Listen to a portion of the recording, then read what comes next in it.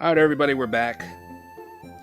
Once again, I'm seeing from this team is actually pretty interesting. You have the Whimsicott, you have the Murkrow, two prankster users. Murkrow has prankster, right? Okay, I have some credibility. Yeah, two prankster users. I imagine I see this Charizard, I see this Arcanine. You probably want to set up the Sun. I see this Lilligant Hisui. Yeah, I think you want to set up the Sun. You have Ditto in the back just in case anything gets too threatening on my end.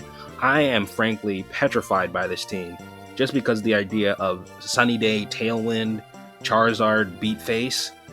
I don't know what I do against that. Maybe lead Grimmsnarl, maybe do as much damage as possible, maybe lead Indeedee and Espathra to do big damage. Let's see what I decide to do, and then you're going to watch me kind of be like, haha, I knew I would do that. But for now, I'm completely in the dark. So let's jump into it. Stinky MD versus Ronin 96. So, mute the tab. Wow. Alright. So there's the Whimsicott, there's the Charizard, there's the Sunny Day. I'm going to use Lumina Crash. I probably called it something else yesterday, that was wrong. Expanding Force, I just learned something new in this battle, that it hits both Mons. So you actually go down, and the Ditto, as we mentioned before, is going to transform into a Spathra, take that spot, and it's going to try to do big damage here. I'm going to click Expanding Force again and just do huge damage. So look, like I said yesterday, I have an appreciation for doing big damage, and that's exactly what I do here. Just knock out Ronin 96. You have one Pokemon left, so of course you're gonna quit. It's game over from here. There's nothing you can do. I have 4 Pokemon. I think I made my point. But we did have a quit here, so I say let's jump into another match. So I'm gonna be quiet for a second and cut. Okay, congratulations. You've made another successful transition. We are here, Stinky MD versus Demon Knight 94. So you may be 2 years older than Ronin 96, who we just played against. I'm seeing the Palathin, not something I've seen a lot of, but something that I know is OU in doubles, I think.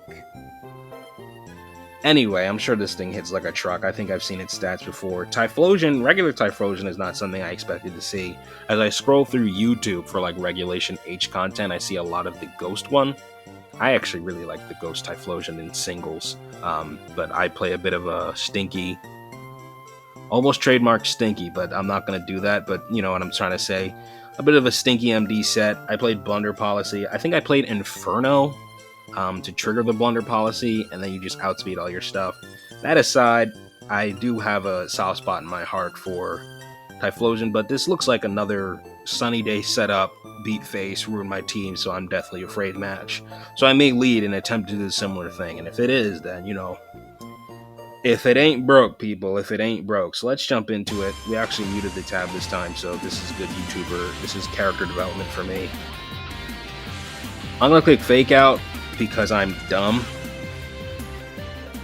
That's it, because I'm dumb. Oh my and God. I'm super dumb. Hell no, man. But we're going to try and bring it back here. There comes the Palathin. I'm actually deathly afraid. I'm so upset that I made that dumb decision. Helping Hand's going to come out. I'm going to knock off and do big damage. Wave Crash is going to take me down to low, but I should be able to take you out next. Ooh.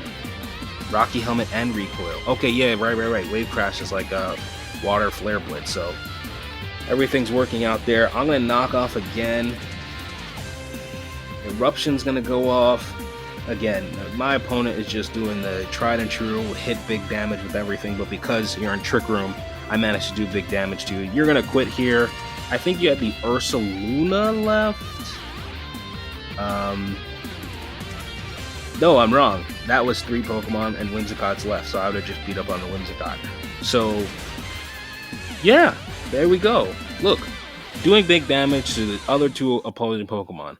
It's a thought that I had when I was a kid. It's a thought that I should bring back now. You know, you have like the Surfer and you have the Water Absorb guy next to you. You use it and you do big damage to both of your opponents, guys. You know, Earthquake, same thing. Let's get to the basics is what I'm trying to say here, people. Let's get to the basics. We don't need to be fancy to climb the ladder. And I have been struggling to climb the ladder with all this weird stuff, but, you know, let's save the stinky stuff for when we get good. With that being said, GG's to the opponents. Thank you for watching. Thank you for everything that you do.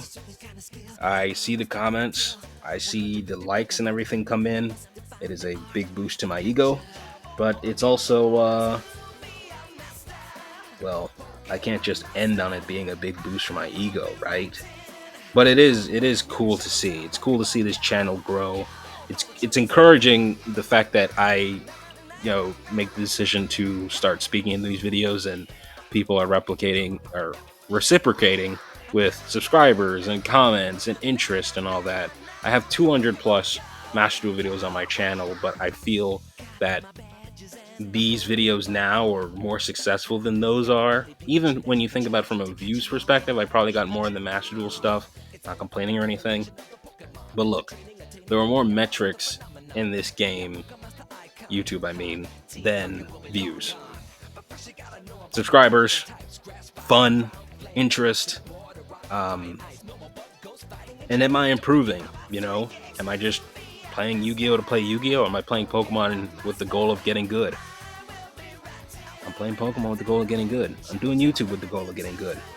And you guys are the indicator of whether or not I'm getting good or not, I think. At least part of it.